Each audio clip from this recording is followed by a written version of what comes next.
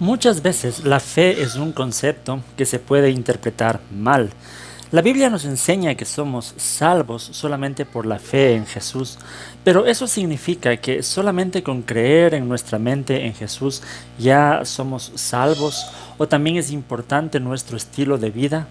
En definitiva, ¿cómo podemos saber si nuestra fe es verdadera? Vamos a hablar un poquito sobre ese tema en este video.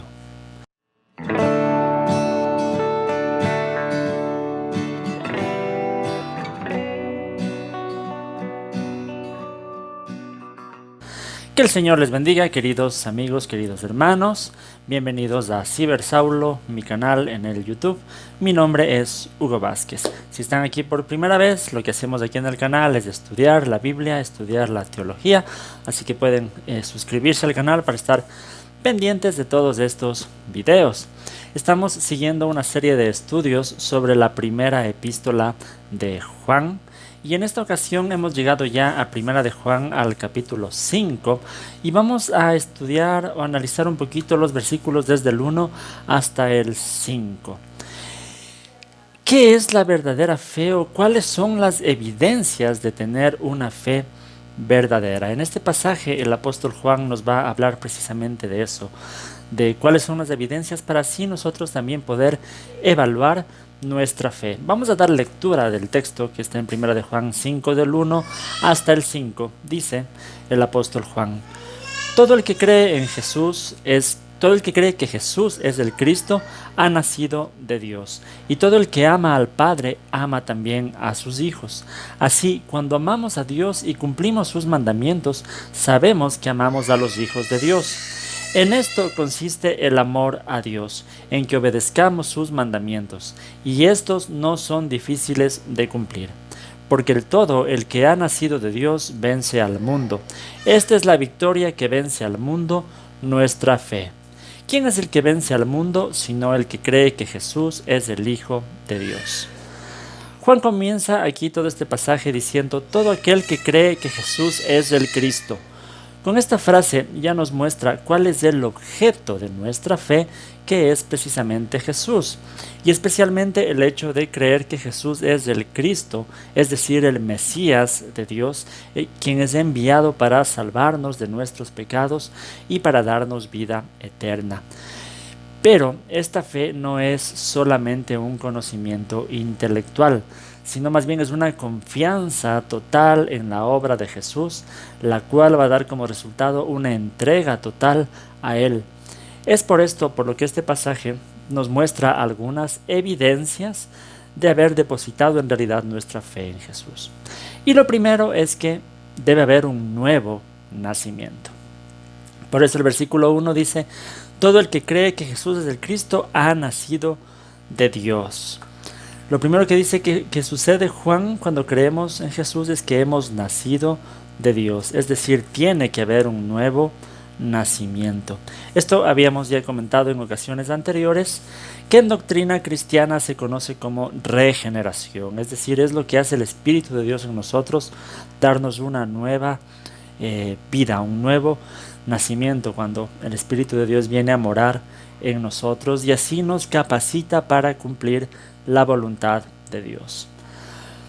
Cuando nacemos de nuevo, nuestras relaciones con Dios cambian. Ahora ya somos hijos de Dios, ahora anhelamos hacer su voluntad, y es por esta razón que más adelante Juan dice que todo el que ha nacido de Dios vence al mundo. En el versículo 4 lo dice: porque todo el que ha nacido de Dios vence al mundo. Esta es la victoria que vence al mundo, nuestra fe. Y en el versículo 5 dice: ¿quién es el que vence al mundo? Sino el que cree que Jesús es el Hijo de Dios. Como también habíamos mencionado ya en ocasiones anteriores, mundo para muchos escritores bíblicos se refiere al sistema de maldad y de pecado que existe en nuestra sociedad. Por tanto, si hemos nacido de nuevo, Dios mismo nos da la capacidad para salir victoriosos frente a toda tentación que nos rodea. Ahora, esto no significa que nunca vamos a caer, pero sí significa que si en algún momento caemos, en el poder de Dios tendremos la capacidad de arrepentirnos, levantarnos y continuar adelante. Vencer al mundo tampoco significa que, que vamos a tener una vida victoriosa, o en el sentido de que nunca vamos a tener problemas o dificultades. No significa eso, sino más bien significa tener la confianza que aun en medio de las dificultades tenemos un Dios que ha vencido al mundo y que nos dará también a nosotros salir adelante. Jesús decía en Juan 16:33: yo les he dicho estas cosas para que en mí hallen paz. En este mundo hallarán aflicción, pero anímense que yo he vencido al mundo. Esa es la primera evidencia de haber depositado una verdadera fe en Jesús, un nuevo nacimiento que implica una nueva vida. Y lo segundo es el amor a Dios. En el versículo 1 decía: todo el que cree en Jesús es el Cristo, ha nacido de Dios, y todo el que ama al Padre ama también a sus hijos.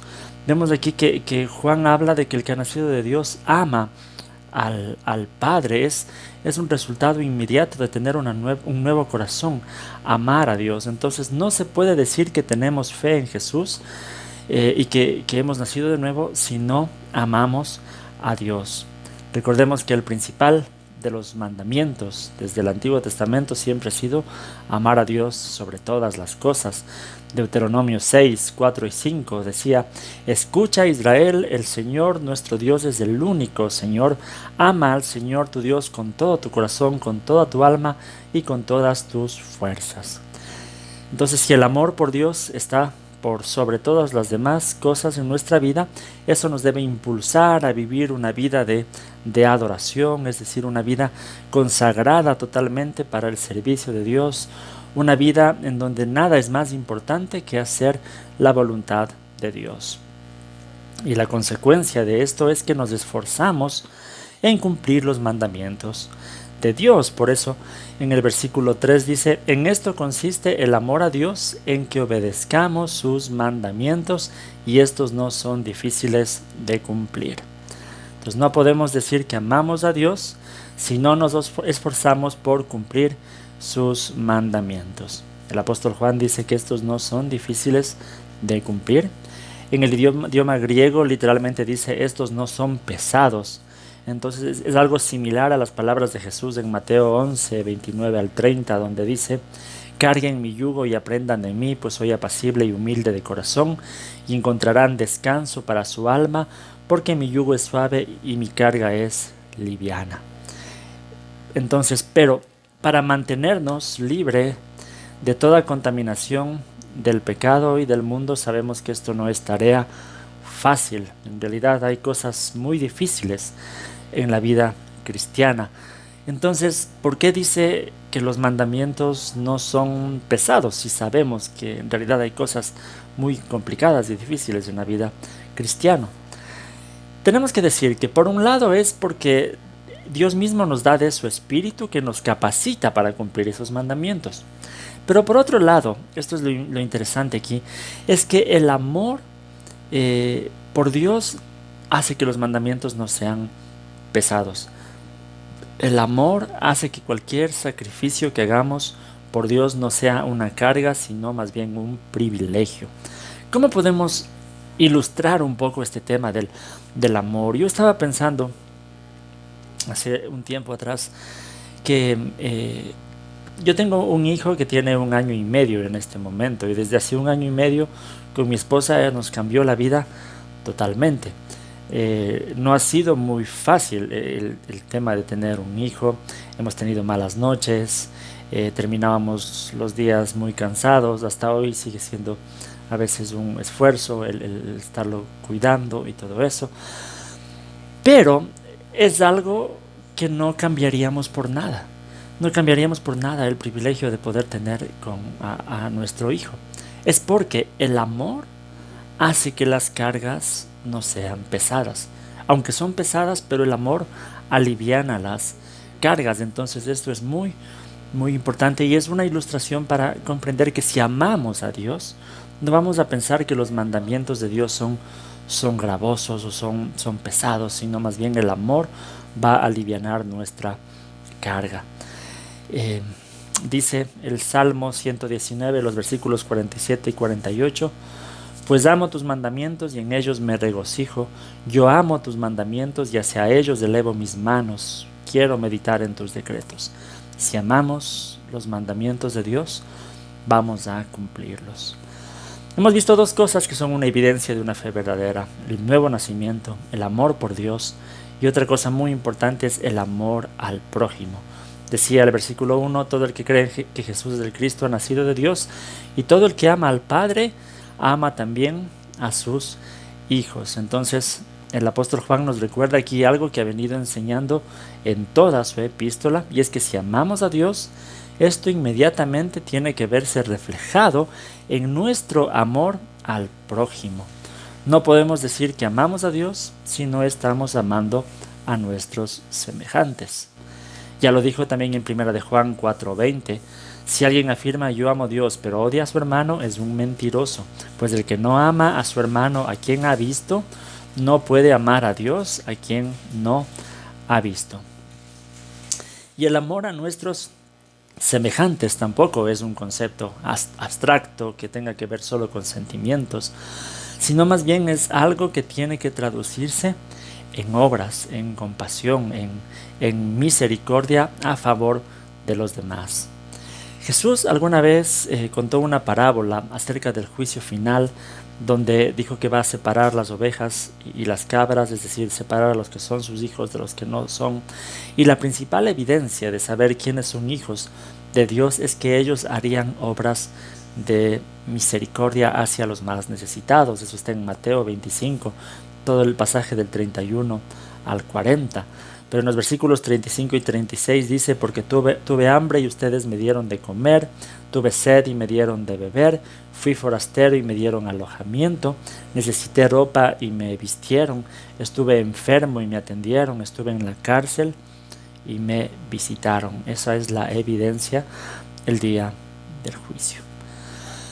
Bien, entonces, solamente para ir concluyendo este mensaje, hemos visto que en este pasaje de la epístola, el apóstol Juan nos enseña cuáles son aquellas evidencias de que nuestra fe es verdadera.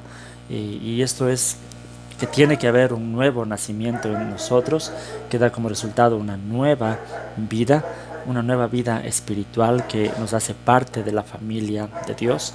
Como consecuencia de eso, ahora amamos a Dios sobre todas las cosas y nos esforzamos por obedecerle.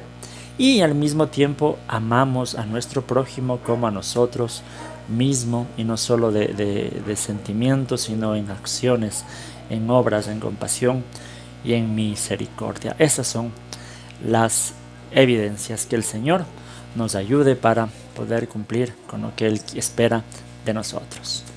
Bien, esto es lo que yo quería compartir con ustedes en esta corta reflexión. Ya estamos llegando a los pasajes finales de esta epístola, que es tan interesante.